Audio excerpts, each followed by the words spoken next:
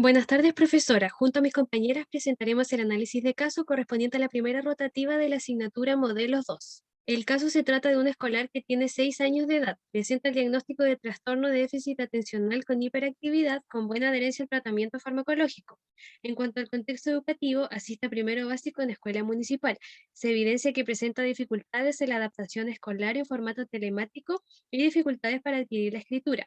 Además, han aparecido desajustes conductuales en el hogar relacionados a episodios de frustración.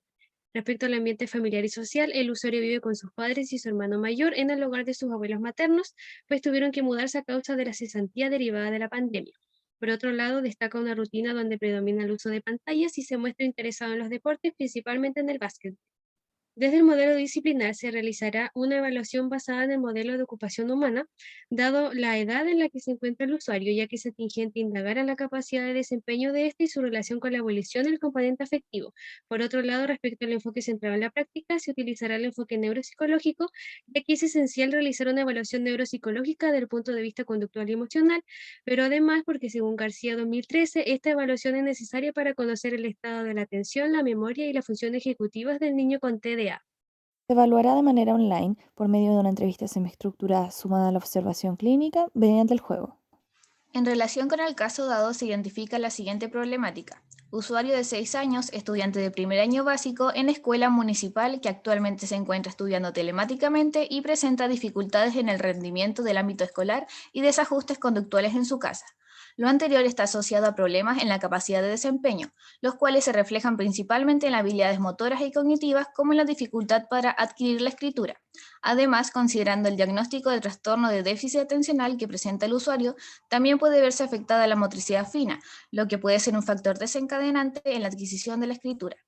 Asimismo, se ve influida dentro de la abolición el componente de causalidad personal, pues el usuario no permite recibir ayuda externa, a pesar de ser consciente de su situación académica. De igual forma, se suma la influencia de factores familiares como el cambio de ciudad y hogar derivado de la cesantía de sus padres a causa del contexto sociosanitario por la pandemia COVID-19, lo cual modificó la composición familiar, el espacio en el que el usuario participa y las personas con quienes interactúa diariamente, pudiendo afectar de forma negativa en la afectividad del usuario y manifestarse en los cambios que han ocurrido en su conducta. Este conjunto de factores genera una alteración en la habituación del usuario y su ambiente familiar, produciendo un cambio en sus rutinas y los roles que desempeña cada uno de los integrantes, debiendo adaptarse a la rutina de los abuelos maternos y en el caso del usuario, este ha tenido dificultades en la adaptación a la modalidad teleeducativa, ya que su rutina se ha vuelto sedentaria a causa del confinamiento y predomina el uso de pantallas durante el día. Modelo de ocupación humana. Con relación a la abolición, es importante evaluar en el caso la motivación, evaluar si le interesa o le motiva asistir a clases de modalidad telemática y aprender de ellas, identificar qué aspectos o factores aumentan y o disminuyen su participación en clases, asimismo conocer si el material es atractivo y dinámico para el usuario, los intereses que pueda tener el usuario y el placer o la satisfacción que pueda experimentar al realizar alguno de ellos. Por otro lado, indagar el por qué no realiza actividades deportivas si éstas le interesan. Indagar en los valores para conocer las actividades que le son significativas e importantes para el menor. Dentro de la causalidad personal, es importante indagar si el usuario reconoce sus habilidades presentes y potenciales, además del sentido de eficacia propio, con el objetivo de conocer su percepción y sentimientos al respecto. Respecto al componente de habituación, se evaluarían los hábitos y roles para identificar las actividades que el usuario realiza diariamente y cómo de acuerdo a esto se definen y desempeñan sus roles en la sociedad. Además de evaluar la rutina del menor, se buscará indagar cómo se organiza la vida diaria del usuario basada en las actividades en que se desenvuelve cotidianamente y en el tiempo que le dedica el usuario a cada actividad, para evaluar la cantidad de horas de exposición a las pantallas, como el estudio, videos y juegos online, además de lograr identificar el impacto dentro de su rutina pre-pandemia y en pandemia, para realizar una comparación entre ambas y considerar los cambios que han existido y que puedan estar impactando dentro de su desempeño.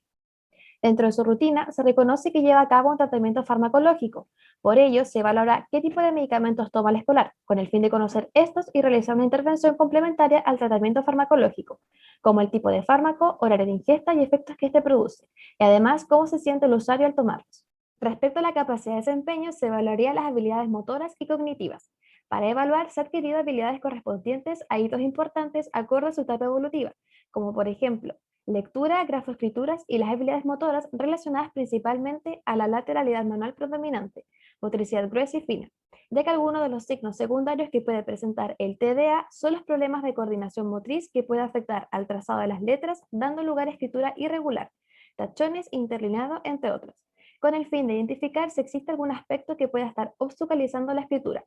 De igual manera, evaluar si presenta dificultades en el juego.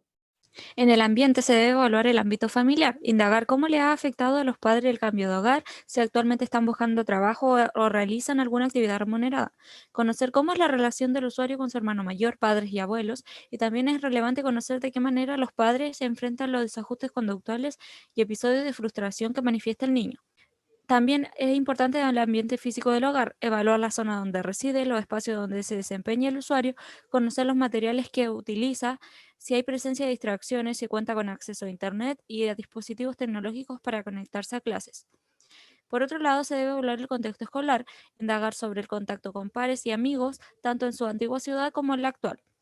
y evaluar el apoyo desde el establecimiento, conocer la percepción de los padres y del escolar respecto al nivel de exigencia y evaluar las demandas de estas tareas. Además, se realizará una entrevista con docentes respecto al aprendizaje del escolar y averiguar si la escuela pertenece al PIE. Desde el enfoque neuropsicológico se van a evaluar los siguientes componentes. Componente emocional, se evaluará cómo se siente el usuario frente al cambio de ciudad repentino y el cambio de modalidad escolar, desde la presencialidad hasta el formato online, para así indagar en cómo ha afectado el contexto de pandemia y confinamiento al niño, dado la disminución en la interacción con sus pares, para identificar si esto tiene relación con los episodios de frustración manifestados por el usuario. En el componente cognitivo, a causa del trastorno, se ven afectados componentes del área cognitiva como la atención y la concentración sostenida, siendo así parte del criterio del DSM-5 la inatención, facilidad de distracción y olvido de actividades, por lo que es necesario evaluar las habilidades cognitivas actuales que posee el usuario para relacionarlas con las demandas de las actividades educativas. Además, se requiere evaluar el desarrollo de hitos de la etapa escolar, ya que en este caso presenta dificultad para lograr la escritura en comparación a sus compañeros, por lo que es sumamente importante ver la evolución de los signos que va desarrollando el escolar. Componente conductual. Es relevante indagar respecto al diagnóstico de TDA, su aparición, evolución y signos que se han presentado en el escolar, ya que algunos de los criterios del DSM-5 para el TDA son la impulsividad e hiperactividad, por lo que es esencial saber si esto se ha presentado en el niño, además de la dificultad en la atención, ya que se encuentra en un contexto que limita su interacción y juego con el entorno. De igual manera, se debe evaluar los desajustes conductuales disruptivos que ha presentado y su personalidad, a través de la identificación de las situaciones desencadenantes de los episodios de frustración, las reacciones conductuales ante esta y, por otra parte, la evaluación de las conductas anteriores al diagnóstico de TDA y la conducta posterior a este diagnóstico para identificar posibles cambios que hayan ocurrido y que pueden tener relación con los desajustes conductuales actualmente.